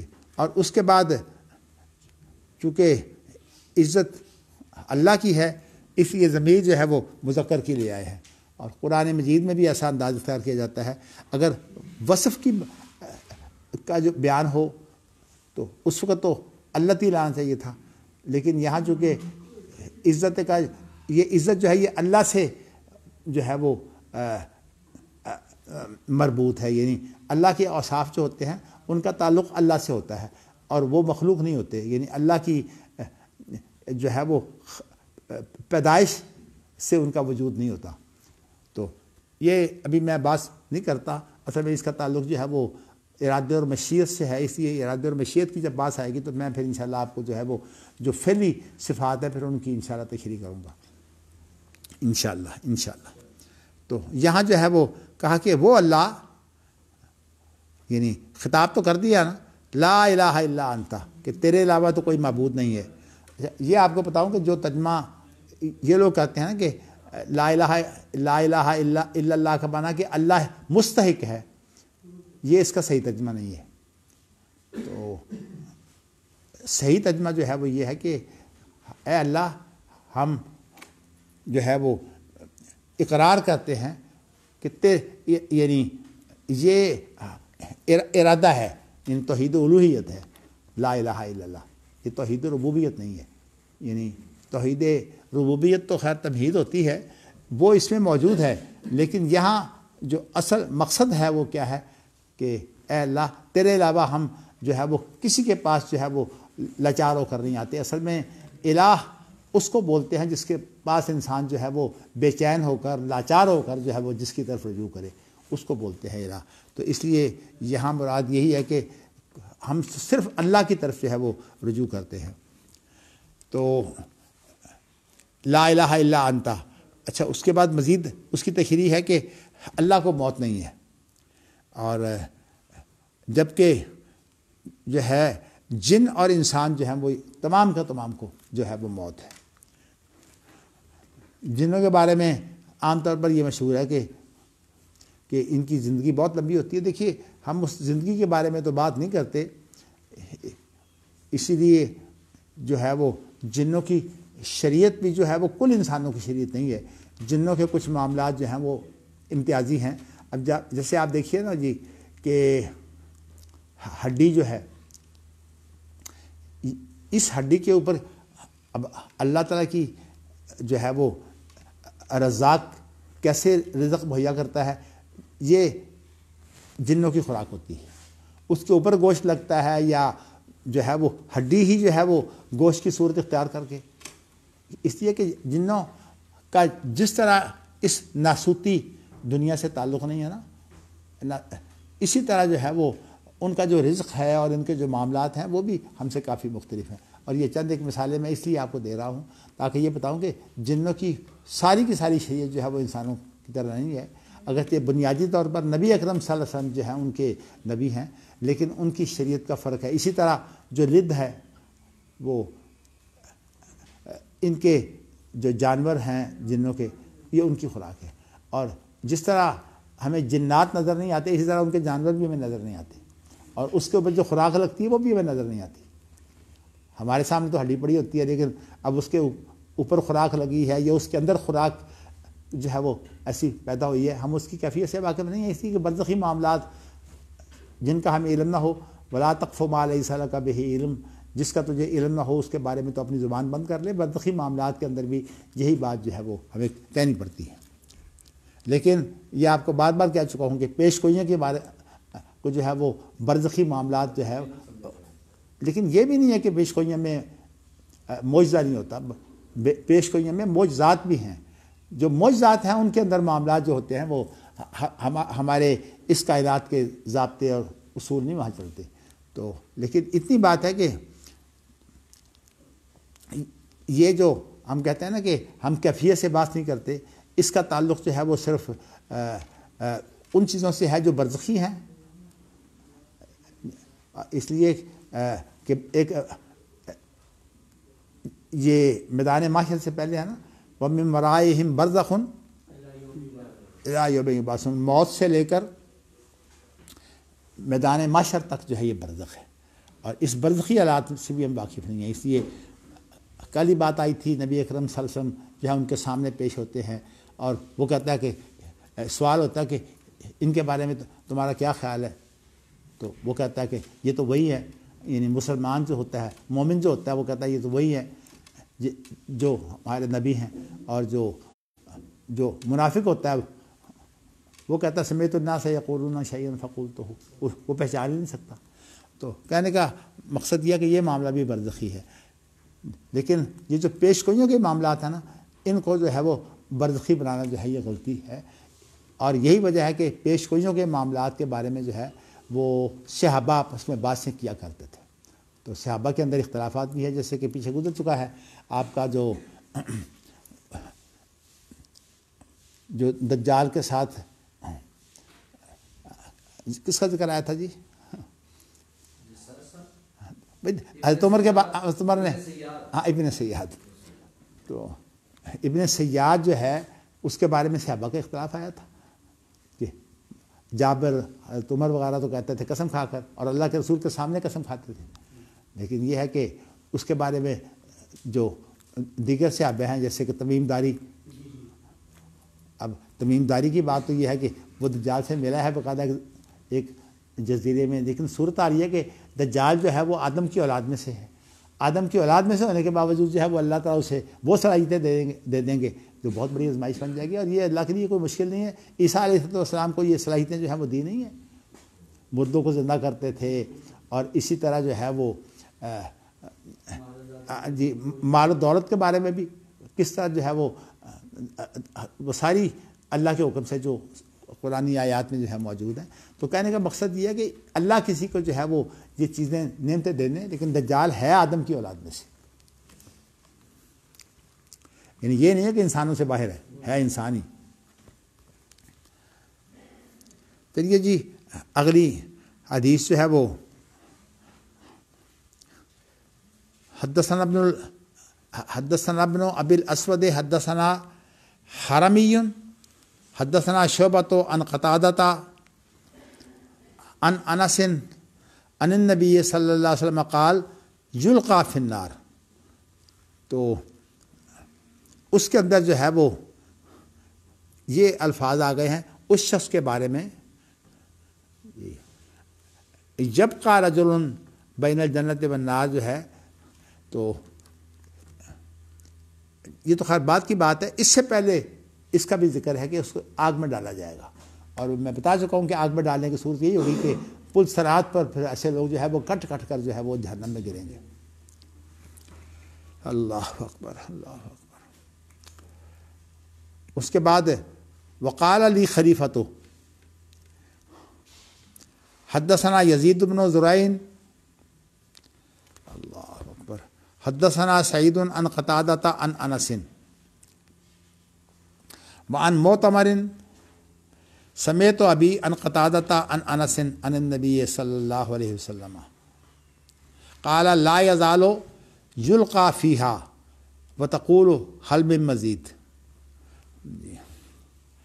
یہ جو روایت ہے نا جی معتمر کی، تو اس سے پہلے جو ہے وہ یہ یزید بن زرع سے جو ہے وہ روایت کر رہے ہیں خلیفہ، تو اس لیے یہ یہاں تک تو معاملہ معلق ہے، جو خلیفہ جو ہیں جو روایت کر رہے ہیں، تو اس کے بعد پھر اس کی سند جو ہے وہ موجود ہے اور حضرت انس تک موجود ہے، اور اس کے بعد جو ہے وہ پھر معتمر جو ہے ان کی بھی روایت موجود ہے، تو اس میں معتمر جو ہے وہ پھر اس کو مرفوع بیان کرتے ہیں، لیکن انس سے ہم اس کو موقوف بیان کرتے ہیں، اس لیے کہ سمیت تو ابھی ہے نا کہ معتبر جو ہے وہ میں نے اپنے باپ سے سنا، یہاں یہ نہیں کہا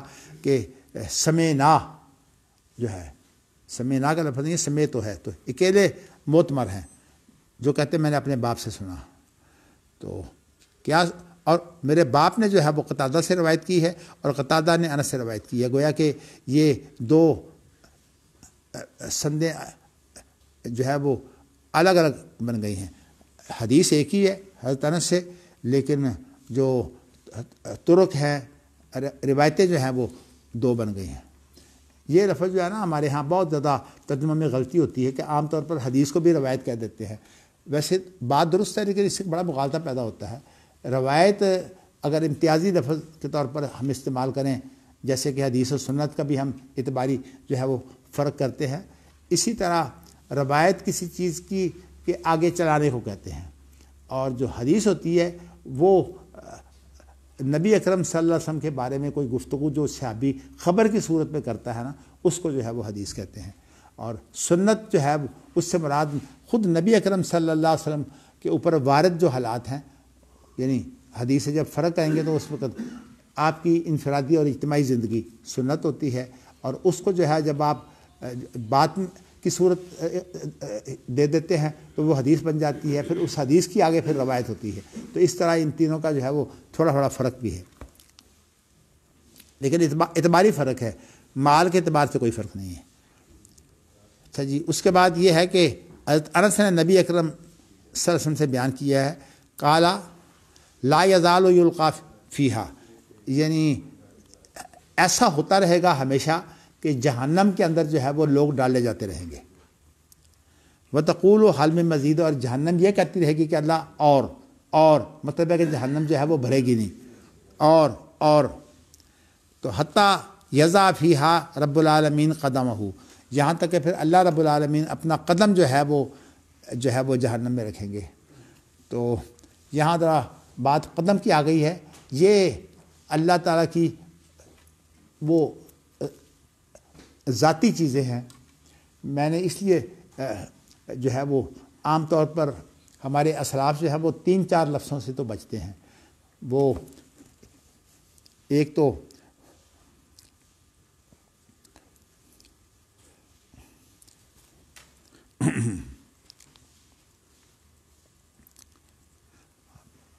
عزو، ان کو اللہ کا عزو نہیں کہتے، اور ان کو جو ہے وہ جوارے بھی نہیں کہتے. اصل میں بات یہ ہے کہ یہ عزو اور جوارے جو ہے یہ انسانی سوجھ بوجھ کے اعتبار سے یہ جسم کے اوپر جو ہے وہ ان کا اطلاق ہوتا ہے، تو اس لیے وہ ان الفاظ سے بچتے ہیں صرف. تو انہوں نے پھر اس کو بھی جو ہے وصف کہہ دیا ہے.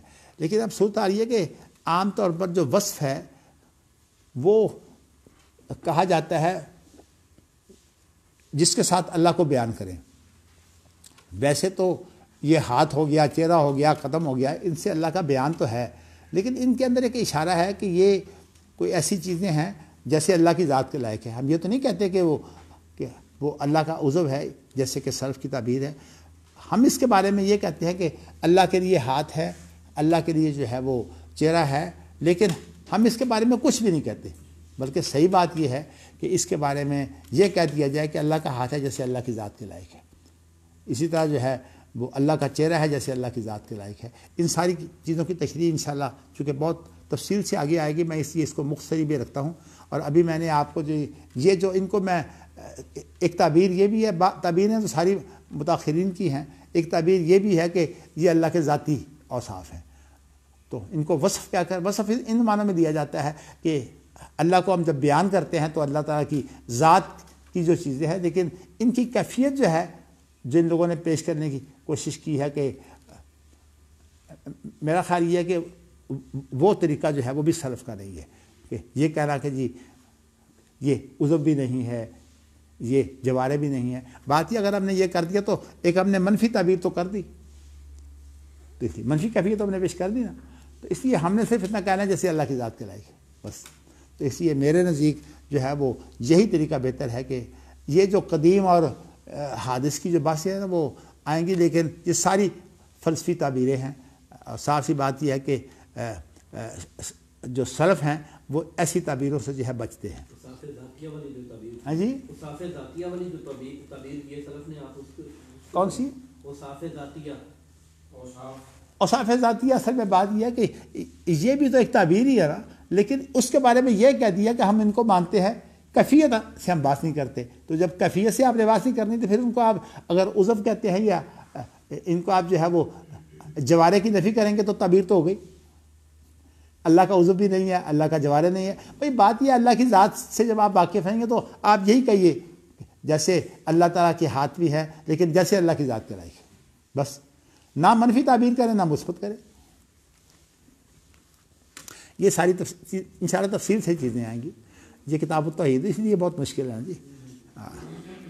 چلیے جی، اس کے بعد کیا ہوگا؟ یہاں قدم کا ذکر آ گیا نا.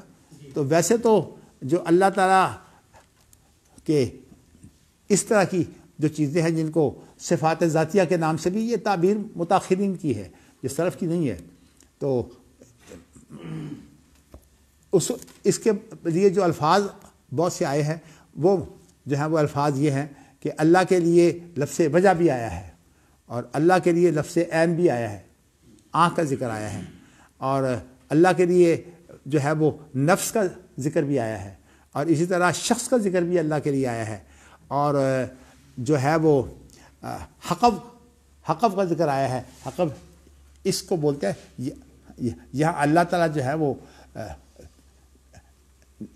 جیسے وہ تو اور حدیث ہے کہ نبی اکرم صلی اللہ علیہ وسلم فرماتے ہیں کہ جو آگ جلائی ہے ایک شخص نے تو پروانوں کی طرح جو ہے وہ تم اس میں گرتے ہو تو میں تمہاری یہ اس کو پکڑ کر حقب کو پکڑ کر جو ہے وہ پیچھے بچاتا ہوں. تو اللہ کے بارے میں بھی جو ہے وہ حقب کا ذکر بھی آیا ہے، تو اس لیے حقب یا جنب جو ہے وہ ایک پہلو. تو یہ چیز اللہ کے بارے میں جو الفاظ آئے ہیں. اسی طرح اسبغ جو ہے وہ یہ لفظ بھی آیا انگلی کا بھی، اور ید کا ذکر بھی آیا ہے، قدم کا ذکر تو اس حدیث میں موجود ہے. اس طرح ساق کا ذکر آیا ہے، اور اسی طرح جو ہے وہ قبضہ کا ذکر آیا ہے. لیکن ہم اتنے محتاط ہیں کہ اللہ کے بارے میں سمع کا ذکر آیا ہے لیکن کان کا ذکر نہیں آیا. تو ہم کان کا لفظ اللہ کے بارے میں نہیں بولتے، سمع ہے. تو سمع تو وہ چیزیں جو اللہ سنتے ہیں، یہ تو کان کا ایک فعل ہے. لیکن جب کان کا ذکر نہیں آیا تو ہم نے کان کا، حتیٰ کہ ہم جو ہے وہ قدم کا ذکر تو کرتے ہیں لیکن جو رجل ہے اس کا ذکر نہیں کرتے، حالانکہ پاؤں جو ہے اسی کو قدم کہتے ہیں. تو ہماری احتیاط اتنی ہے کہ ہم جو الفاظ آئے ہیں ہم انہی الفاظ کو جو ہے وہ لیتے ہیں، اور جو نہیں آئے ہم اس کے بارے میں جو ہے وہ خاموش رکھتے ہیں. یہ سلف کا طریقہ ہے. وہ کہتے ہیں کہ بلا تقف ما لیس لک بہ علم، تمہیں اللہ کے بارے میں جب علم ہی نہیں ہے، نہ اللہ کی کنہ کا علم ہے، نہ اللہ کی کیفیتوں کا علم ہے، تو پھر خام خواہ کی تعبیریں جو ہے یہ تو نہیں ہو سکتی. اچھا جی، فینزوی بعض و ہا الی بعض، جب اللہ تعالیٰ قدم ڈالیں گے تو سکڑ کر جو ہے وہ بعض حصہ اس کا جو ہے وہ بعض کے ساتھ جو ہے وہ مل جائے گا. انزوا ینزوی کے معنی سکڑنے کے ہوتے ہیں.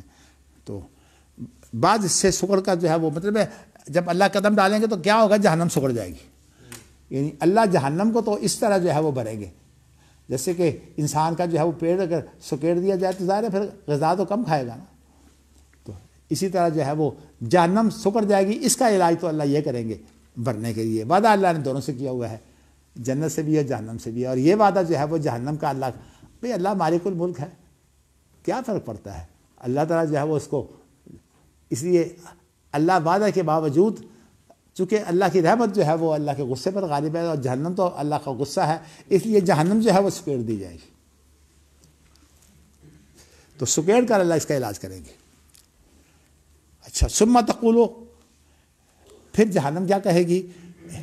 ایک روایت پیچھے گزری ہے نا، اس کے اندر الفاظ سے قط قط، اور یہاں جو ہے وہ قد قد.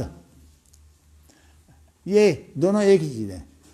جیسے کہ ہمارے ہاں یہ 3 لفظ استعمال ہوتے ہیں نا، یہ ٹیکس، بخش، مکس، یہ تینوں ایک ہی چیزیں ہیں.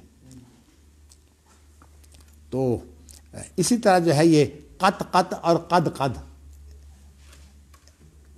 مختلف زبانوں کے اندر، بلکہ صورت ایسی بھی ہے کہ آپ اگر کویت پہ جائیے نا تو جب وہ لوگ گفتگو کرتے ہیں تو وہاں چے کا استعمال کرتے ہیں گفتگو میں عام طور پر، اور کاف جو ہے اس کی جگہ پر چے کا استعمال کر لیتے ہیں. اور کاف، اور مصری جو ہے وہ جیم کی جگہ پر گاف بولتے ہیں، یوم الجمعہ. تو یہ زبانوں کا فرق ہے نا. تو عربی زبان جو ہے اس کے اندر وسطیں ہیں، یہ جو قراتیں ہیں یہ اصل میں زبان ہی کی وسطیں ہیں. تو اس اعتبار سے جو ہے وہ جو الفاظ کا تھوڑا بہت فرق ہے اس کی گنجائش ہے. یہاں میں نے بتایا نا قد کی جگہ پر قد، یہ اصل میں آپ یوں سمجھیے کہ تلفظ کا فرق ہے. تو قد قد وہاں وہ لفظ ہے بے عزت کا و کرم کا، کہ اللہ کی عزت کی قسم اور اللہ کے کرم کی قسم. اللہ کریم ہے نا، کریم جو ہے وہ اللہ کے 99 ناموں میں سے جو ہے وہ کریم بھی ہے اور عزیز بھی اس میں شامل ہے. تو لیکن یہ جو ہیں یہ وصف ان معنوں میں ہے کہ ایک تو نام ہوتا ہے نا، تو اور ایک اس نام کی جو نام کے ساتھ کارگزاری، جب کارگزاری آتی ہے تو اس کو جو ہے وہ پھر مصدر کے ساتھ استعمال کرتے ہیں، یہ فعل کے ساتھ. جیسے ہے نا یقبض اللہ الارض، اللہ زمین کے اوپر جو ہے وہ اپنا قبضہ ڈالے گا. تو یہاں جو ہے وہ آپ دیکھیے یقبض جو ہے وہ لفظ اس وصف سے استعمال کیا ہے. چونکہ میں نے ابھی آپ کے لیے وہ فعل والی جو فعلی صفات ہے ان کا ذکر نہیں کیا. میں نے کہا آپ کو ارادے اور مشیت کی بات کے بعد میں انشاءاللہ کروں گا، تو اس لیے میں نے جو ہے وہ ابھی اختصار رکھا ہے. اس کے بعد پھر آگے لفظ ہے بلا تزال الجنت و تفضل. جی اب ہمیشہ جو جنت ہے یہ بڑھتی چلی جائے گی. فضل کے معنی جو ہیں وہ زیادتی کے ہوتے ہیں. تو یہاں ترجمہ ہے کہ جنت جو ہے وہ بڑھتی چلی جائے گی. کیا مطلب؟ جنت جو ہے وہ وسیع ہوتی چلی جائے گی. جب اس میں برکت پڑے گی تو وسیع ہو جائے گی. یعنی جہنم کو سکیڑیں گے اللہ اپنا پاؤں رکھ کر، اور جنت کو جو ہے وہ اللہ تعالیٰ بڑھاتے رہیں گے. تو تفضل جنت بڑھتی رہے گی حتیٰ ینشئ اللہ لہا خلقا، حتیٰ کہ اس کے لیے اللہ پھر نئی مخلوق پیدا کرے گا. فیسکنہم فضل الجنہ، اور جو جنت کے اندر جو بڑھوتری آئی ہے نا، پھر وہ نئی مخلوق اس بڑھوتری کو جو ہے وہ اللہ نئی مخلوق سے جو ہے وہ بھریں گے. تو اس سے اللہ نے یہ بتایا ہے کہ جنت کے اندر وسعت ہوگی، مزید وسعت، اور برکت کی کے معنی یہی ہوتے ہیں کہ ایک چیز جو ہے اس کے اندر جو ہے وہ اس میں اضافہ آ جائے. تو جہنم کو تو اللہ سکیڑ دیں گے، اور اس طرح اللہ دونوں سے وعدہ پورا کریں گے. لیکن جنت جو ہے وہ کیوں وسیع ہوگی؟ اس لیے کہ یہ اللہ کی رحمت ہے، اور اللہ کی رحمت کی کوئی انتہا نہیں ہے. تو اس لیے جنت جو ہے یہ وسیع ہوتی چلی جائے گی. اور پھر اللہ تعالیٰ جو ہے وہ جنت کو بھرنے کے لیے دیکھیے یہ کتنا بڑا کرم ہے کہ اللہ ایک ایسی مخلوق پیدا کریں گے جنہوں نے جو ہے وہ دنیا کے اندر آزمائش سے گزر کر وہ گئے ہی نہیں، نئی مخلوق ہوگی. تو بعض لوگوں نے ایک یہ بھی تعبیر کی ہے کہ اس کے اندر جو ہے وہ لوگ بھی شامل ہوں گے جنہوں نے زبان سے تو مسلمان نہیں ہوئے، لیکن یہ ایک جو ہے خیال ہے کہ جیسے کہ کافروں کے بچے جو ہیں وہ بھی جو ہے وہ اسی طرح ہو گئے. لیکن یہ میں نے اپنا قول نہیں، یہ میں نے کسی کو قول پیش کیا، لیکن یہ توجیحات ہیں، لوگ پیش کرتے ہیں. لیکن سوال اصل میں یہ ہے کہ اس کے اندر کون جاتا ہے. یہ بات پکی ہے کہ اس کے اندر ایسے لوگ جو ہیں وہ، کیونکہ اللہ نے کہا ہے نا کہ ایک نئی مخلوق پیدا کرے گا. یہ خلقن جو ہے یہ نکرہ ہے نا، تو اسی لیے جو ہے اس کے ساتھ جو ہے وہ یہ ہے کہ اللہ تعالیٰ ایک نئی مخلوق پیدا کرے گا، اور وہ نئی مخلوق جو ہے پھر ان کو جو ہے وہ جو جنت کا جو بڑھوتری ہے، جو اس کی وسعت ہے، پھر اس کے اندر اللہ ان کو ٹھہرائے گا. دیکھیے یہ تو بڑے خوش قسمت ہیں. لیکن یہ آپ کو بتاؤں کہ جو آزمائشوں سے نہیں گزر کر گئے ان کا مقام باہر سے ان سے کم ہوگا جن کی بڑی آزمائش ہوئی ہے. تو اللہ تعالیٰ جو ہے وہ عدل کرنے والے ہیں، تو اس لیے یہ کام ہوگا. باقی اس کی تشریح جو ہے وہ ایک ایک چیز کی تشریح انشاءاللہ آگے چلی جائے گی. آج میں اسی پر جو ہے وہ اکتفا کرتا ہوں. اللہ تعالیٰ جو ہے وہ آپ سب کو جو ہے وہ اپنے دین کے لیے اور اس علم کے لیے آپ کا سینہ کھولے.